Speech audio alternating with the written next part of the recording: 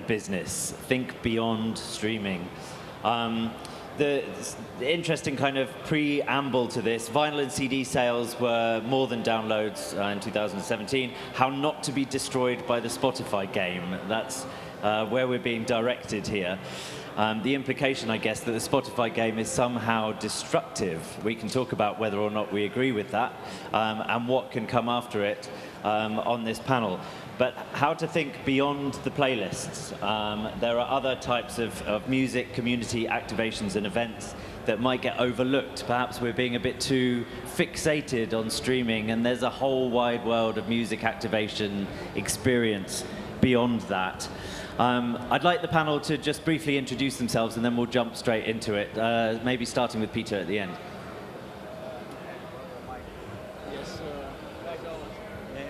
Yeah, okay. My name is Peter van Rijn. I'm the CEO of Fuga. We are a tech and services company in the music business, mainly centered around digital distribution and digital supply chain services. Hi, I'll introduce myself again because I did it quite a few times today. I'm Dave Allen, musician, music tech person. Thank you. Hello, my name is Tommy. I'm a musician, academic, University of Westminster, and also CEO of Whiise, a music education startup. Hi, I'm Richard Burgess, Richard James Burgess I go by, and I'm a musician, artist, performer, producer. I run the American Association of Independent Music now in the US, also known as A2IM. Thank you. And I'm Steve Mayall. I'm the co-founder of a company called Music Ally. You can look us up.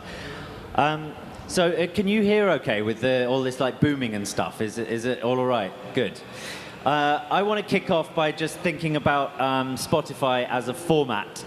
So obviously the evolution of music has followed the evolution of technology formats, recorded music that is. So we've had vinyl, we've moved into CDs, followed by downloads, and replaced, if you think of it as a format, by streaming. So I'd like just to consider, if you do think of streaming as the next format for the music business, how far into that format are we? Are we like halfway through the life cycle of streaming before we're going to jump on to the next thing? Like, it's been 10 years since Spotify was around, but before that, for a good 10 years, there was Rhapsody. So we're like, this is a 20-year-old format, in a way, streaming. How long has it got? I mean, historically, formats don't last much more than 20 years. At least recently, it's been accelerating like crazy. You know, because you think cassettes were invented in '62, but they didn't really come into, you know, the mainstream until the late '60s, early '70s. And then vinyl came out in '48 and lasted through to the '80s, really. '82 is when CD came out. So you can see it's getting faster and faster. Downloads obviously was, you know, really, I guess with Napster, '99, a little bit before that, you could get them, but people didn't. So it seems to me that things are getting faster, which would imply that we're almost through the streaming phenomenon, but I can't see that because streaming is sort of like the ultimate format in a way, and the question really is not whether we'll be still streaming music 20, 30 years from now, but how, you know, in what form we'll be streaming it, where will we be getting it from, how will we be paying for it, how will it be paying artists and labels, and will there still be labels, and those kinds of questions. But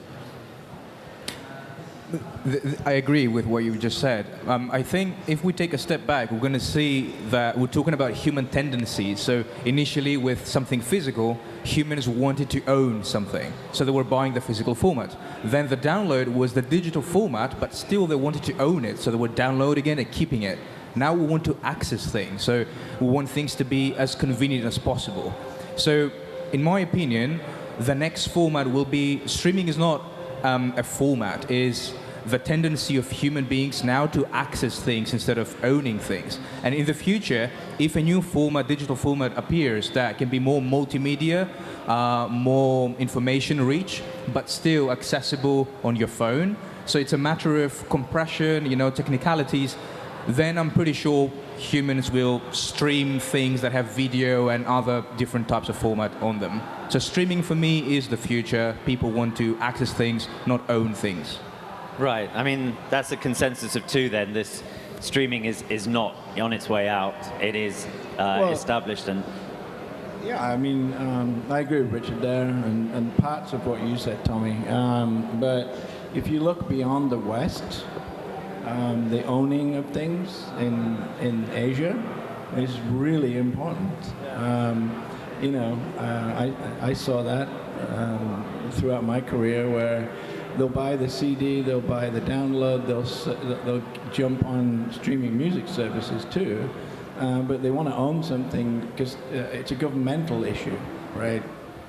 In those countries, they're worried that it'll be taken away and you don't have access to streaming anymore, right? And certainly maybe even in America one day, I don't know. But I don't think it's going away rapidly. And basically, you can talk about a platform like Spotify, Apple Music, Deezer, Tidal, whatever, but it's the actual music fan, the user, who leads the way, right? That's how we got to streaming. We used to talk about the great jukebox in the sky. You got it now, but it took a long time. And finally, it was basically iPhones and other devices, and the music fan wanted access to, what they said. It's like, what was that? They used promises jetpacks, never arrived, but finally, now we do. But I've seen terrible accidents, so you don't want a jetpack.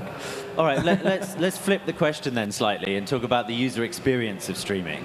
So is it a good user experience, or have we got a long way to go before it actually turns into something that is worth the money? I think that the user experience of, for instance, a Spotify is generally well perceived, and I think that is shown due to their growth, and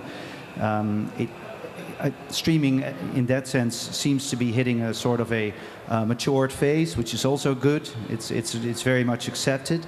But the way that music is consumed will undoubtedly change. That might be via streaming, but it could be also very much more interactive, for instance, and we just talked about that. But if you look at the young audience, they like to have video always included.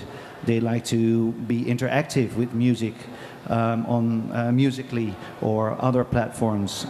There's also initial ideas and companies coming up that are actually closer to where music is actually sold or streamed closer to and via the artists, via superfans. So there will be more adaptations, more interactive listening, engaging with the artist, but also interactive use of music, in my view. So that will probably change, or at least will be added on to the experience that we're all used to via Spotify, Apple, etc. Okay, think about the near term then, what we can see in the next kind of 3 to 5 years, and I'll just chuck some things out. High res, are we going to have 15 euros, dollars, pounds, whatever a month for a high res service that people will want? Maybe for a very small market, but not for a mass audience, in my view.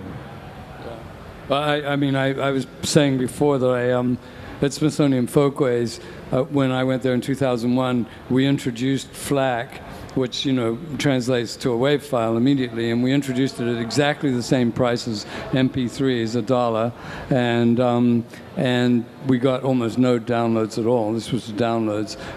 Might have been because people didn't understand what FLAC was, maybe. I know I was a member of the producer engineer wing steering committee at the Recording Academy, and everybody there was very, keen that we move to high res. I personally think it would be a wonderful thing, but it doesn't appear to me that people put high resolution above convenience. And if that was true, the cassette never would have gotten any traction, because the cassette was much worse than vinyl that preceded it, but people preferred cassettes because they were convenient. So maybe if it's made really easy, but I don't think that it's a priority for the consumer. Yeah, I agree with that too. It's like, it's going to be a niche market, like, the guys in their den who put in like $10,000 hi-fi stereo systems, etc.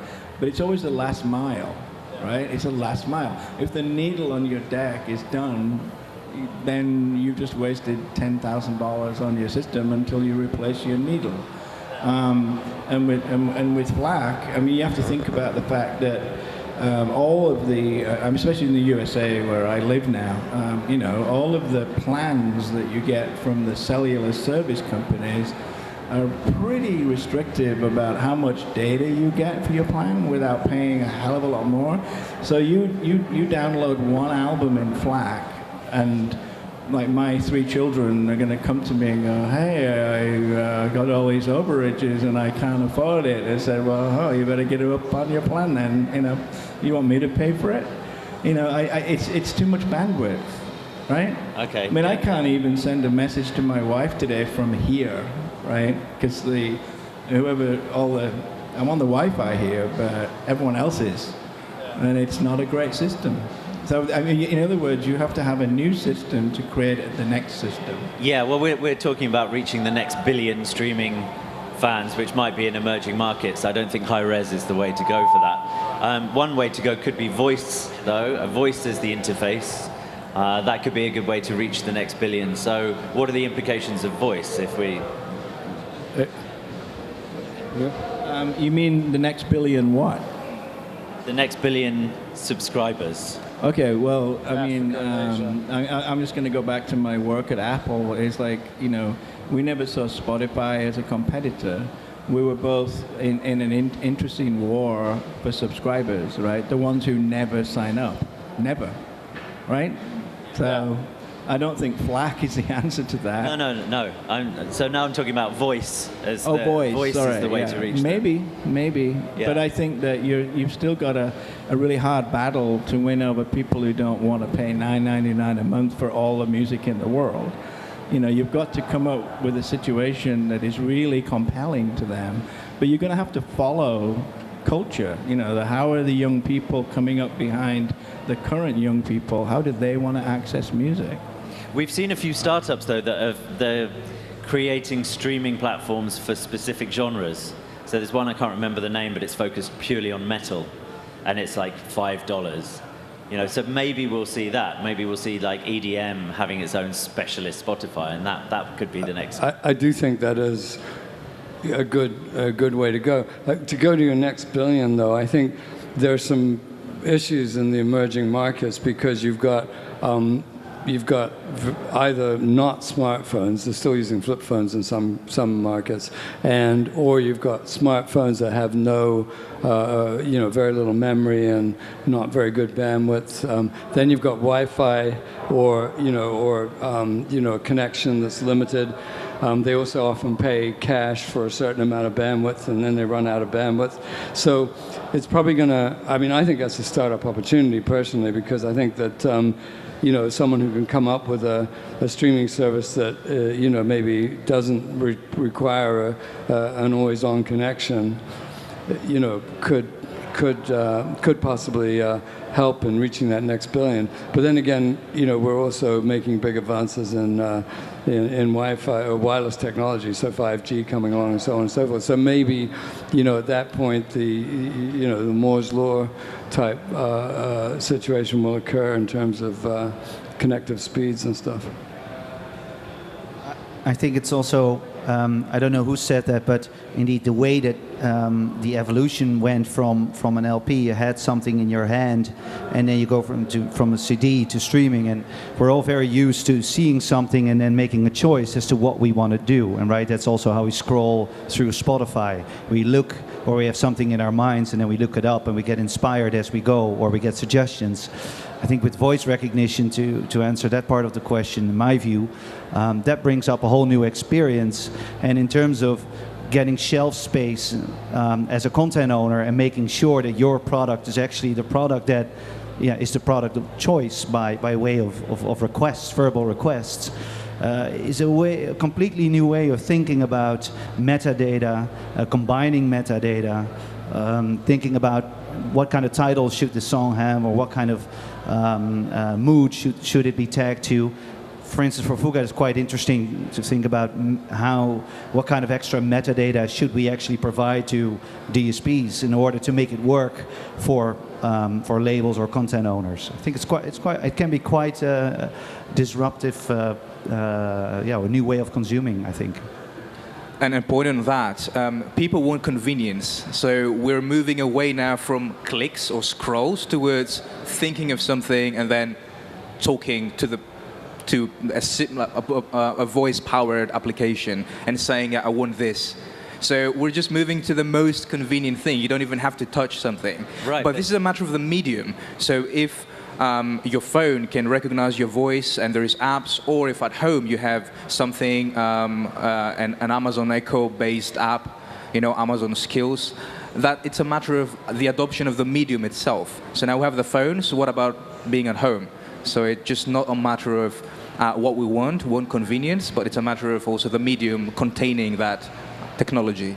But as we sort of shrink the interface from desktop down to mobile and then to voice, and I just say, like, play some workout music, that creates kind of gatekeeper issues, doesn't it? Because then how do you actually, as a music owner, as a rights owner, as a musician, how do you surface your stuff when it's Amazon's AI that is going to determine whether your stuff gets played ever?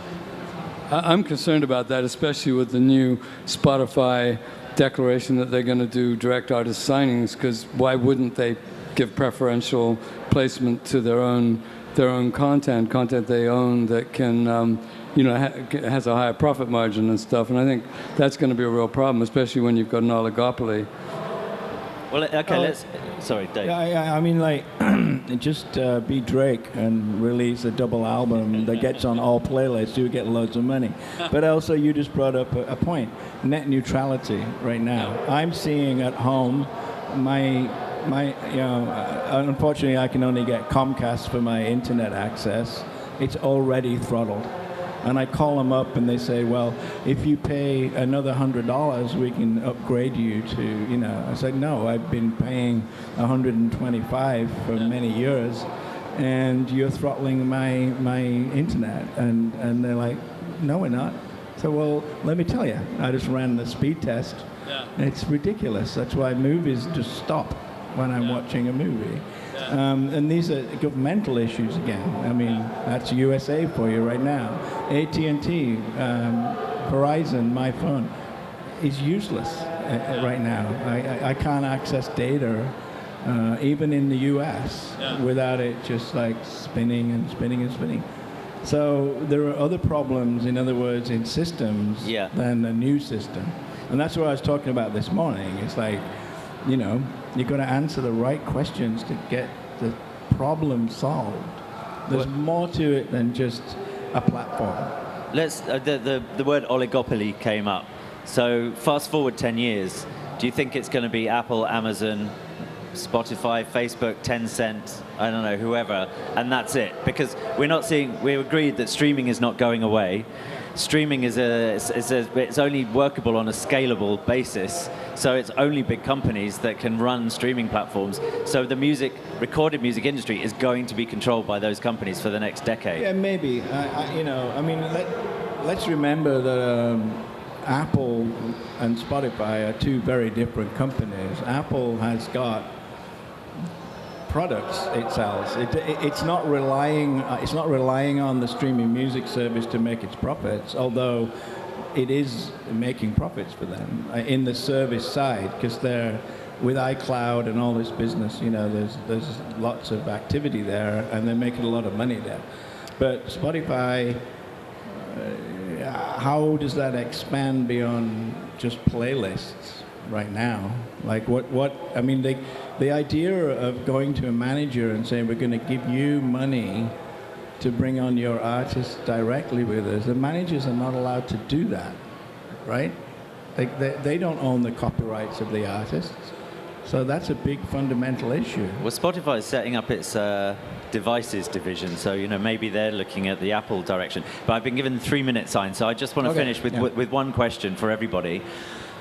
Which is, have you seen any startups around or any companies around that you think, hang on, this could be supremely disruptive, this could be the next thing that's going to really kind of shake up the music business? It's not quite a startup. They've been around for quite long. They're called software sounds. So stripping things down to the mere minimum of a live experience in a living room. So people going back grassroots, talking to each other, being quiet and enjoying the music. So going offline, for me, is something that people want nowadays. And this is going to bring disruption, in my opinion. I haven't seen anything that I would categorize as disruptive. I mean, disruptive is a very specific term, and I think we're in a time when there's an awful lot of transformative startups around that are going to augment what we have now, make it better, make it faster, whatever. But I have not seen anything that I would categorize as disruptive. I think there must be something disruptive around the corner, but it's probably hiding in plain sight, and I'm not seeing it. I mean, there's indeed many companies with great ideas. Some of them, and I see a lot of them, some of them are, I think have a lot of potential, some less. Also, the music business can be quite non-scalable, especially when you see software as a service kind of offerings. People tend to forget that there's only so much licensees out there. But a few things that I found, if you look at for instance, more the streaming side of things, there's a company called Escape Acts, which is quite interesting. They engage directly. It's where fans engage directly with artists, and they are willing to pay for things that you wouldn't imagine them actually paying for, just for placing a comment. There's actually fans are really happy to pay. I find it quite interesting. And then there's also, I think, companies, let's say, more in the infrastructural side of the business that are generally quite disruptive or more indeed transformative, like I think what Ray is, or Chris McMurtry is doing with Ray Exactuals, and together with Benji from blockchain. I think that will really help change the industry and make it more efficient and better functioning, hopefully helping artists and other beneficiaries profiting from it more. I'm not seeing anything myself at the moment. I'm pretty good at looking around corners, like you just mentioned, Richard. It's like I'm really not seeing anything right away. But one thing we didn't talk about on the panel here is the musicians themselves. So how do we get them paid really, really back, really properly? Like, it's crazy. Whatever happened during the Spotify IPO, for some reason, my first 2 quarters of this year, around about the IPO, I got way more money in royalties. But there's nothing in the statement that might say this is spreading the money out that we got from Spotify. So we're in a really weird world still. It's opaque, right? All of us trying to find our royalties and where they're at and why aren't I getting paid properly? And then I'll mention STEM again, a company I've partnered with. Is like disrupt is a bad word. I think it suggests too much. But they're in the business of looking into like music publishing, for instance, and royalty systems, because they're 3. I mentioned this earlier. They're 3 very smart young people who looked into things and go, this is ridiculous that you have to wait quarterly to get not much money, and it's all paper still. Like my poor postman is bringing me these giant thick envelopes, which is like 1 cent, 2 cents, 1 cent. It's just like thousands and thousands of streams that make you no money at all.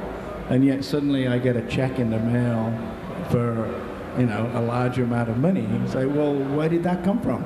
And I have to call Warner Chappell, my publisher, and go, what's this about? And I don't know, but if you don't want it, send it back. That was the answer. And I said, okay, well, Gang of Four's been with you a long time. And then he's like, Gang of what? I was like, okay, I get it. I can't wait to get my copyrights back. Okay, so there's the win. Get your copyrights back. the biggest challenge, the biggest opportunity in the next sort of decade is working out how to get paid properly. That's what it's all about. It sounds a bit. It sounds kind of mediocre in a sense, but it's musicians' lifestyles. You know, it's like if you can't. You know, we talk about the middle class, which has disappeared anyway in America. But how do you manage to survive if you can't make money being a musician? And then you get the trope. It's like, oh well, they got to go on tour, or they got to sell T-shirts and all that. And it's like, well, all right. So do they have an agent? Do they have promoters that really want to put them on? Do they have a massive following? Then maybe, you know.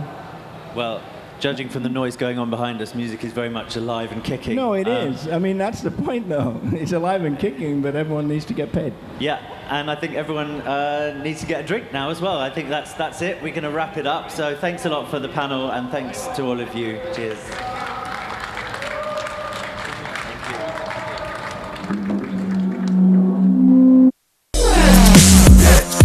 Thank you, everybody. So that was the last panel. Now please enjoy Wallifornia, Paris Garden, Gaming Zone, and also please enjoy all the bits of Les Ardentes. See you tomorrow at noon here for the next conferences. Thank you.